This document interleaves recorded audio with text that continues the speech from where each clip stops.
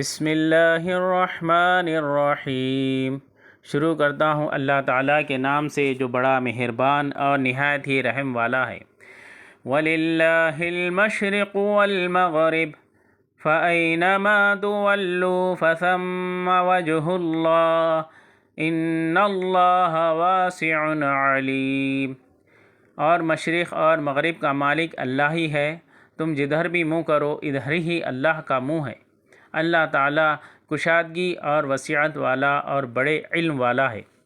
اوپر جن تین گروہوں کا ذکر ہوا ہے ان کے درمیان ایک اختلاف قبلے کا بھی تھا۔ اہل کتاب بیت المقدس کی طرف رخ کرتے تھے اور مشرکین بیت اللہ کو قبلہ سمجھتے تھے۔ مسلمان بھی اسی کی طرف رخ کر کے نماز پڑھتے تھے اور یہ بات یہودیوں کو ناگوار تھی۔ ایک مختصر عرصے کے لیے مسلمانوں کو بیت المقدس کی طرف رخ کرنے کا حکم دیا گیا تو یہودیوں نے خوشی کا اظہار کیا کہ دیکھو مسلمان ہماری بات ماننے پر مجبور ہو گئے ہیں۔ پھر دوبارہ بیت اللہ کو مستقل قبلہ بنا دیا گیا، جن کی تفصیل انشاءاللہ اگلے پارے کے شروع میں آنے والی ہے۔ یہ آیت بظاہر اس موقع پر نازل ہوئی ہے جب مسلمان بیت المقدس کی طرف رخ کر کے نماز پڑھ رہے تھے۔ بتلانا یہ مقصود ہے کہ کوئی بھی سمت اپنی ذات میں کسی تقدس کی حامل نہیں ہے۔ مشرق و مغرب سب اللہ کی مخلوق اور اس کی تابع فرمان ہے۔ اللہ تعالیٰ کسی ایک جہت میں محدود نہیں، وہ ہر جگہ موجود ہے۔ چنانچہ وہ جس سمت کی طرف رخ کرنے کا حکم دے دے، بندوں کا کام یہ ہے کہ اسی حکم کی تعمیل کریں۔ یہی وجہ ہے کہ اگر کوئی شخص کسی ایسی جگہ ہو جہاں قبلہ کی صحیح سمت پتہ نہ چل رہی ہو تو وہاں وہ اپنے اندازے سے جس سمت کو قبلہ سمجھ کر نماز پڑھے گا اس کی نماز ہو جائے گی، یہاں تک کہ اگر بعد میں پتہ چلے کہ جس رخ پر نماز پڑھی ہے وہ صحیح رخ نہیں تھا تب بھی نماز دہرانے کی ضرورت نہیں، کیونکہ اس شخص نے اپنی طاقت کے مطابق اللہ کے حکم کی تعمیل کر لی۔ دراصل کسی بھی جگہ یا کسی بھی سمت میں اگر کوئی تقدس آتا ہے تو وہ اللہ تعالیٰ کے حکم کی وجہ سے آتا ہے۔ لہٰذا اگر اللہ تعالیٰ قبلے کے تعین میں اپنے احکام بدل رہا ہے تو اس میں کسی فریق کی ہار جیت کا سوال نہیں۔ یہ تبدیلی یہی دکھانے کے لیے آ رہی ہے کہ کوئی سمت اپنی ذات میں مقصود نہیں، مقصود اللہ تعالیٰ کے حکم کی پیروی ہے۔ اگر آئندہ اللہ تعالیٰ دوبارہ بیت اللہ کی طرف رخ کرنے کا حکم دے دے تو یہ بات ناقابل تعجب ہونی چاہیے اور ناقابل اعتراض۔ ہجرت کے بعد جب مسلمان بیت المقدس کی طرف رخ کر کے نماز پڑھتے تھے تو مسلمانوں کو اس کا رنج تھا۔ اس موقع پر یہ آیت نازل ہوئی۔ بعض کہتے ہیں کہ اس وقت نازل ہوئی جب بیت المقدس پھر سے خانہ کعبہ کی طرف رخ کرنے کا حکم ہوا تو یہودیوں نے طرح طرح کے باتیں بنائیں۔ بعض کے نزدیک اس کے نزول کا سبب سفر میں سواری پر نفل نماز پڑھنے کی اجازت ہے کہ سواری کا منہ جدھر بھی ہو نماز پڑھ سکتے ہو۔ کبھی چند اسباب جمع ہو جاتے ہیں اور ان سب کے حکم کے لیے ایک ہی آیت نازل ہو جاتی ہے۔ ایسی آیتوں کی شان نزول میں کئی روایت مروی ہیں۔ کسی روایت میں ایک سبب کا نزول بیان ہوتا ہے اور کسی میں دوسرا۔ یہ آیت بھی اس قسم کی ہے۔ احسن تفاسیر۔ وَقَالُوا اتَّخَذَ اللَّهُ وَلَدًا سُبْحَانَهُ بَل لَّهُ مَا فِي السَّمَاوَاتِ وَالْأَرْضِ كُلٌّ لَّهُ قَانِتُونَ۔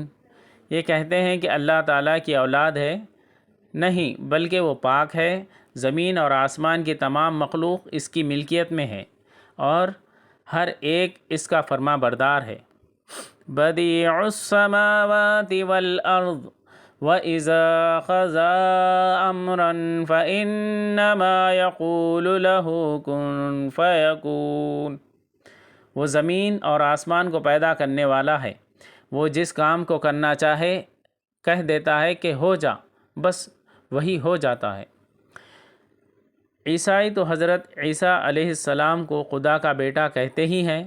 بعض یہودی حضرت عزیر علیہ السلام کو خدا کا بیٹا کہتے تھے اور مشرکین مکہ فرشتوں کو اللہ کی بیٹیاں کہا کرتے تھے۔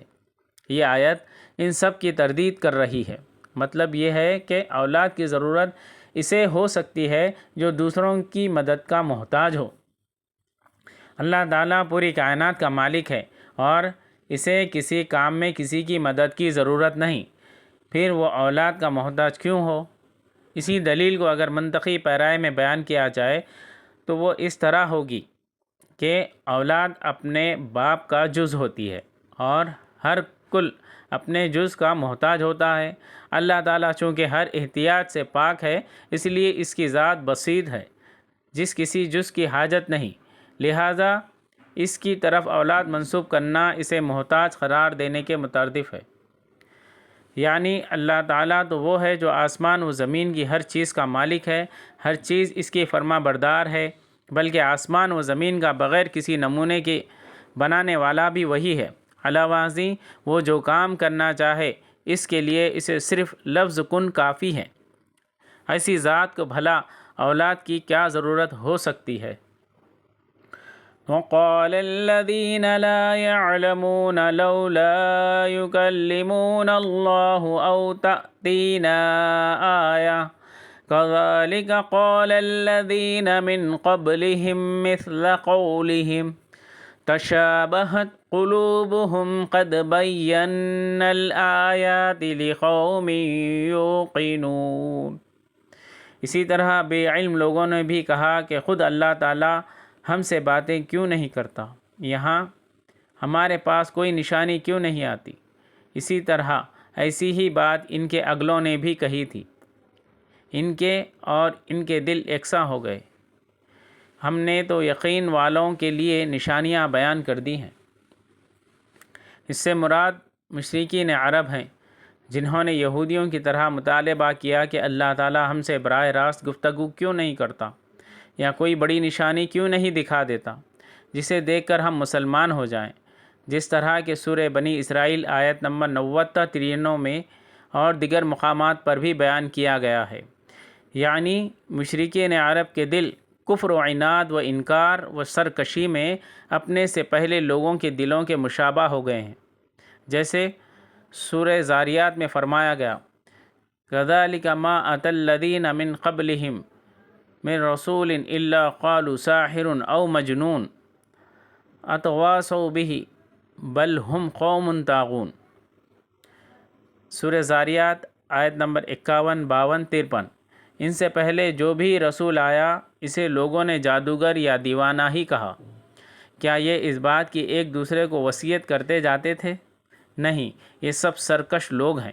یعنی قدر و مشترک ان سب میں سرکشی کا جذبہ ہے، اس لیے داعیان حق کے سامنے نئے نئے مطالبے رکھتے ہیں یا انہیں دیوانہ قرار دیتے ہیں۔